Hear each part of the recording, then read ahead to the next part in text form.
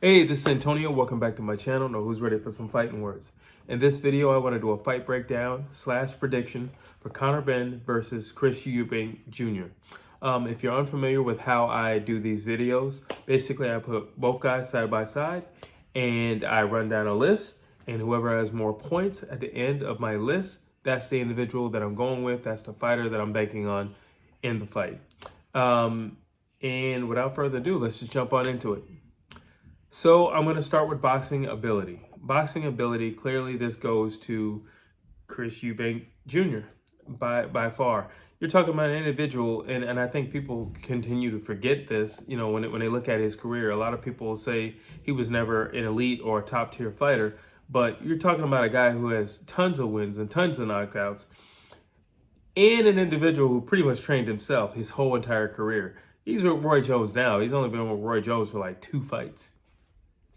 He's pretty much trained himself his entire career. Yes, his dad has been around, but his dad has been around more in terms of a business advisor, more in terms of a manager, more in terms of just a parental guardian watching over his overall career, as opposed to him being in the gym. I mean, so when you see him in these fights and you see him do these moves and you're seeing him doing these combinations, these vicious combinations, great footwork, great speed, great power, all put into one. That's the culmination of him by himself. He trained himself. He pretty much trained himself his entire career. I pretty much say 80% of his career. And he's trained himself for this fight against Conor Benn. Conor Benn, on the other hand, I'm not saying, he's a slouch or anything like that, but by his own father's words, when he had his first fight, his own father, Nigel Benn, said, "You don't have it, son. You don't have it." He has groomed into that. He's been properly placed and properly matched. And now he's coming into, what he's going to be. But I don't believe he's naturally a gifted fighter. He's an individual who just works hard versus Chris, who I feel is a naturally gifted fighter. So that goes to Chris Eubank Jr. Tenacity.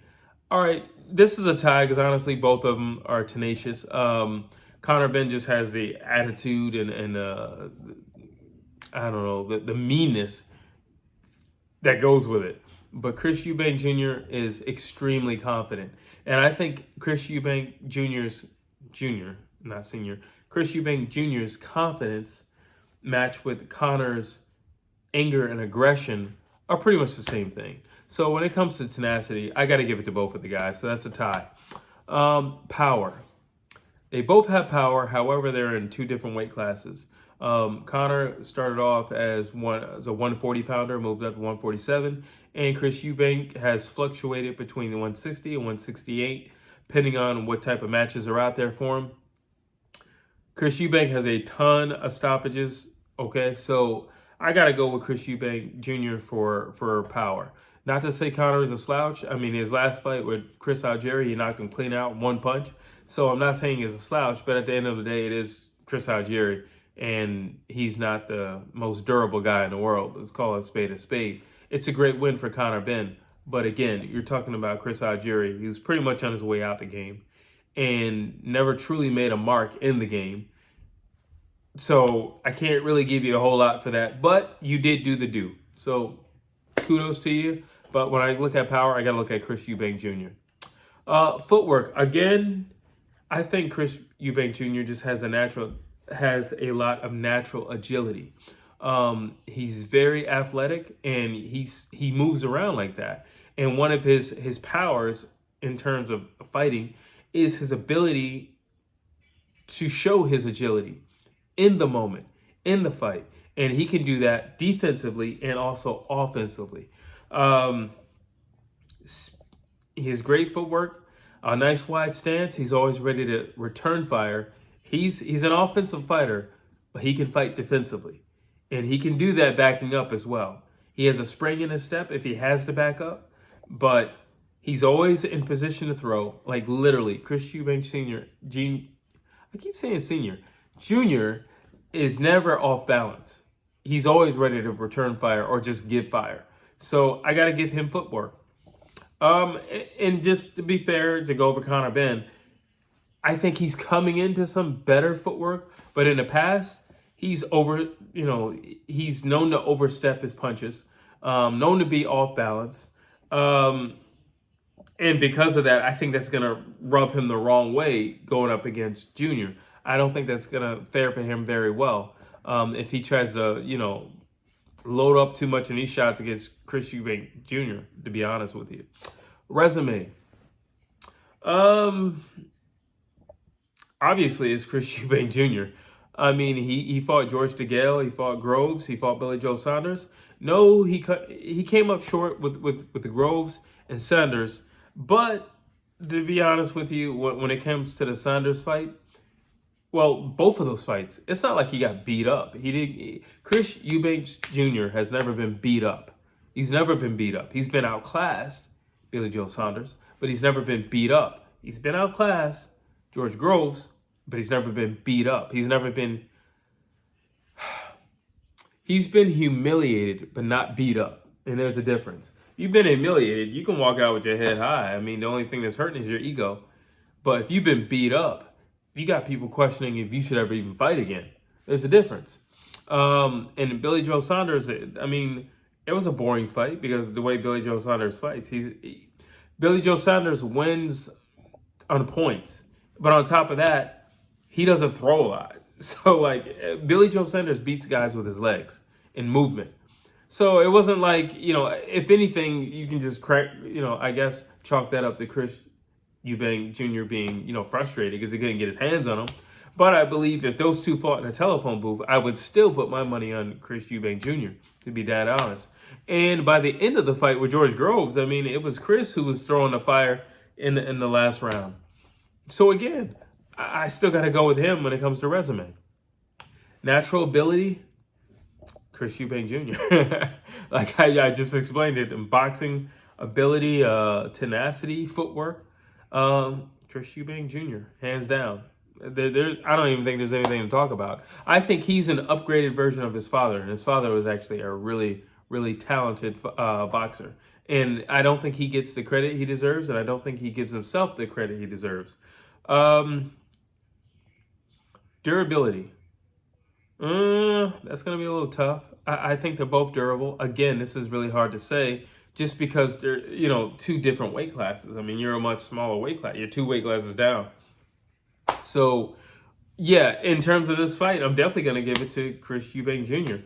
But in terms of looking at his overall career, Chris Eubank Jr., like I said, I just proved it. He's never really been beat up. He's never been beat up. He's been humiliated, but he's never been beat up. There's a difference. I still got to go with Chris Eubank Jr. Not to mention he's bigger than Conor Benn. Yeah, Conor Benn put on 10 pounds, but that doesn't mean naturally he's that size. It doesn't mean that.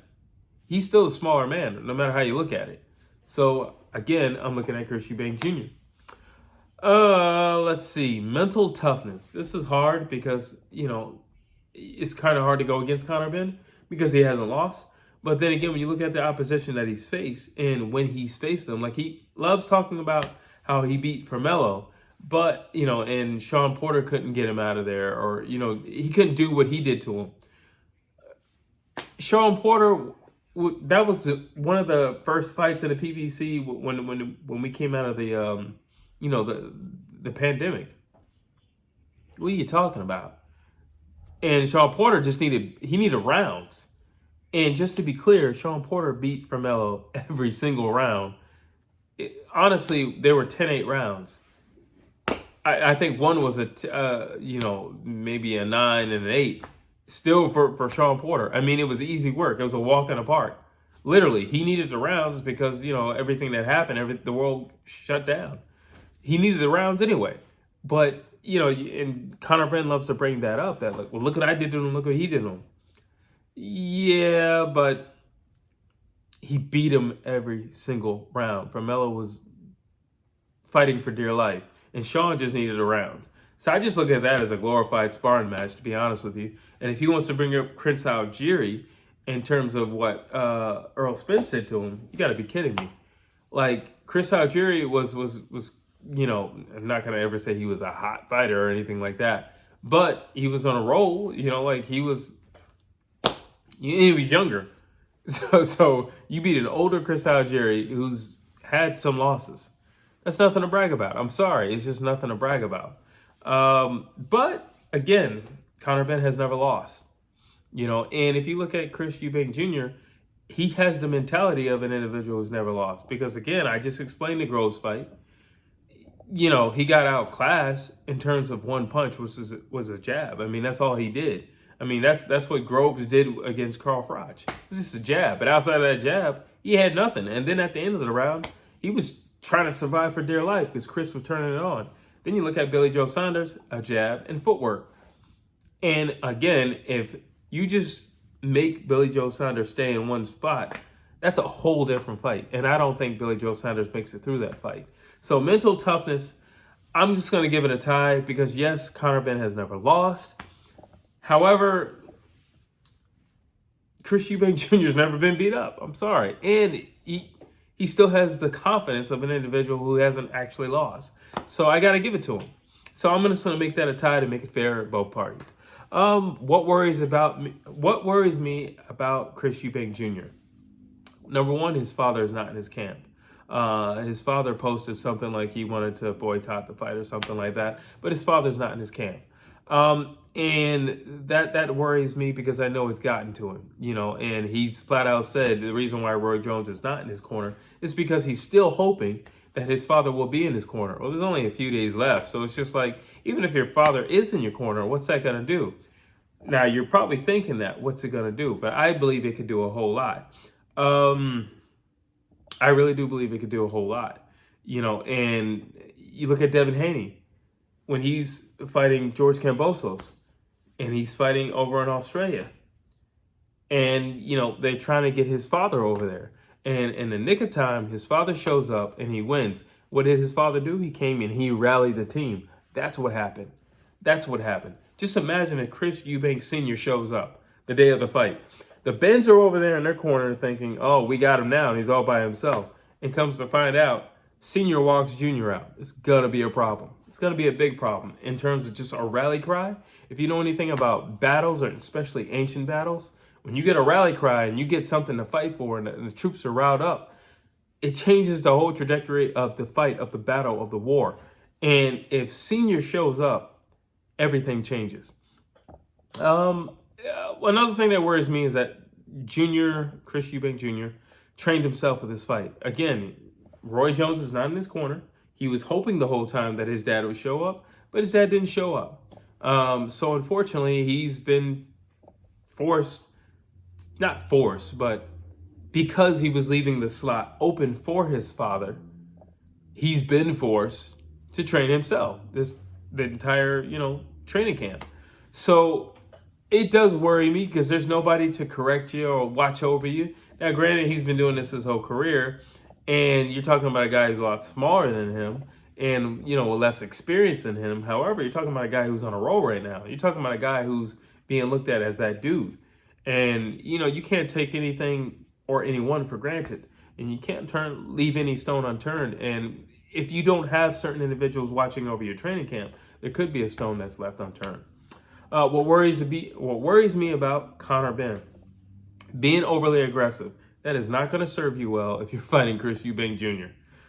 You're talking about a dude that can fight. Yeah, Chris Eubank Jr. talks a lot of smack, but he can back it up. He has shown that he can back it up. If he says he's coming to bang, he's coming to bang.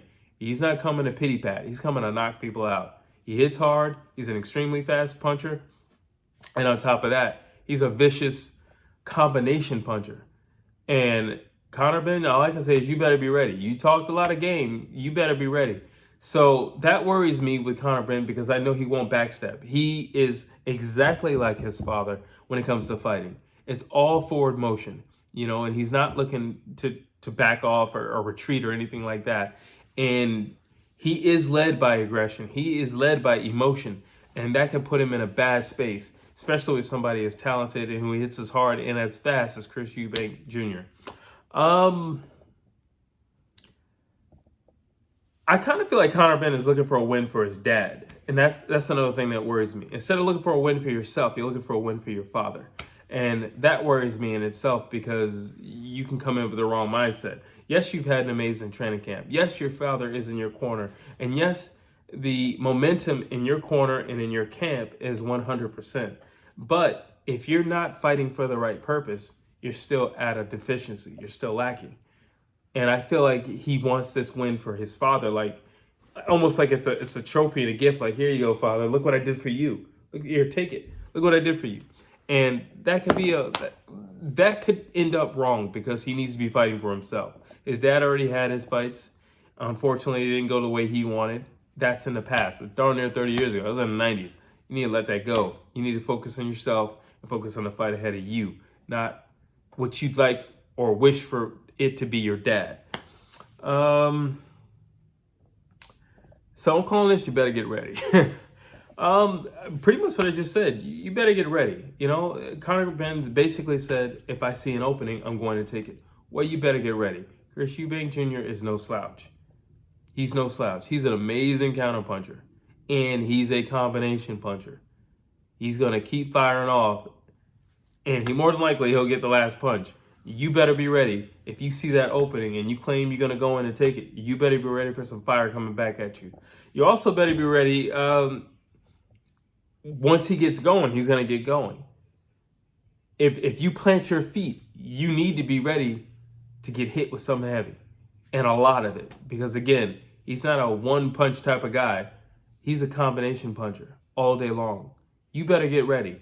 So I hear you, and I truly believe you when you say if you see an opening, you're going to take it. But you need to be ready for what's coming back at you, because you better believe he's not going to backstep, and you better believe he's going to return fire with fire. So what are you going to do when you hit him with your best shot and he doesn't crack, he doesn't fold, he doesn't back up, he doesn't wiggle, he doesn't do the chicken dance with his legs? What are you going to do?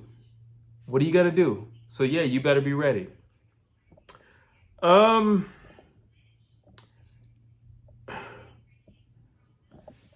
You know what? When I look at who's going to win this fight, honestly,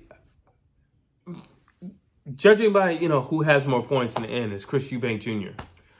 When I look at the skill set, it's Chris Eubank Jr. When I look at natural abilities, it's Chris Eubank Jr. Power, speed, and I do think Chris Eubank Jr. is faster than Conor Benn.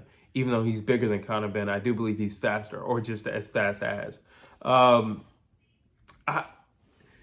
paper, it's very hard for me to believe that Chris Eubank Jr. is going to lose this fight. It's just very, very, very hard to believe, especially the way that Conor Benn fights. That's right up his alley. That's literally his ideal opponent, is Conor Benn. Somebody who's emotional, and Chris Eubank Jr. has been living in Conor's head ever since he signed the contract. He just chills up there. It's like a condo. And Chris Eubank Jr. has his feet up in there. So, he could possibly have his feet up in Nigel Benn's head as well, the way he's talking. So, you do have a footing there. But at the same time, the only thing that I keep playing in my head is I know from listening to all the commentary, Junior wants Senior to be there, and Senior is not there. Now, it could be a ploy, it could be a tactic. I don't know. He could show up at the fight. I don't know. He could have been training or, guiding Junior the whole time during training camp. Again, I do not know. I can only go by what's been said in all the interviews. And what's been said in all the interviews is that Junior would like for Senior to be there. Junior has the slot open in the corner for Senior to be there. Senior is telling everybody to boycott Junior's fight. That's what I'm going with. I think Junior is an extremely mentally tough individual, but I can clearly hear the undertone of, Daddy, I want you to be here with me. Daddy, this is us versus them. That's what I hear. And only because of that, I am going in the direction of Conor Benn. I'm going in his direction. In my normal thinking self, even when this fight was first announced, I said Chris Eubank Jr. is going to wipe the floor with Conor Benn. But I think Junior is feeling the heat of not having his father around. I think he's tired of answering all the questions of where is your daddy. And I think Junior looks over at the corner of Conor Benn and he sees Nigel and Conor having the time of their life, loving it, loving the moment, loving being in training camp together, relishing in it. bathing in this moment. And he can't feel that same feeling of pride of father and son with his father. And I think because of that, that might be the one little chink in the armor. Now, granted, this could all change if Senior shows up the night of. Like I said, morale. But since he's not there, I'm giving it to Conor. But I want to be clear, on paper, there is no reason why Chris Eubank Jr. should not wipe the floor with Conor Benn. But because of emotions and because of the psychology of the situation that we have ahead of us, I'm going to have to say Conor Benn. That's what I'm going to say. I'm going to say Conor Benn. I definitely don't think it will be a knockout. I think that's his only shot, but I don't necessarily know if it's going to be a knockout. Crazier things have happened in the ring, but I don't really see that happening. Chris Eubank Jr. is an extremely durable, tough guy. I don't see that happening, but I'm going to lean in favor of Conor Benn.